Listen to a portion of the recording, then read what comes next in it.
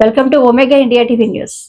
జైపూర్ మండల ఇందారం గ్రామంలో కుల మతాలకు అతీతంగా అంతిమయాత్రలో పాల్గొన్న యువత తంగలపల్లి శివసాయి 17 సంవత్సరాల బాలుడు గత 3 రోజుల క్రితం హెల్త్ ప్రాబ్లం తో హైదరాబాద్ హాస్పిటల్ కు తీసుకుని పోయే సమయంలో చాలా పేదవారు వారు ఆర్థిక పరిస్థితి బాగాలేని పరిస్థితులు వారి చిన్నమ్మ కుమారుడు కలిపాక సాయిని నా తమ్ముడిని బ్రతికించుకోవాలి అనే ఆలోచనతో నా పెద్దమ్మకు ఒక్కడే కాబట్టి మా ఇల్లు అమ్మి అయినా ట్రీట్మెంట్ చేయించాలి అనే ఆలోచనతో సికింద్రాబాద్ యశోద హాస్పిటల్ కు వెళ్లడం జరిగిందని, కానీ 3 రోజులు ఉంచుకొని 6,50,000 రూపాయలు బిల్లు వేశారు.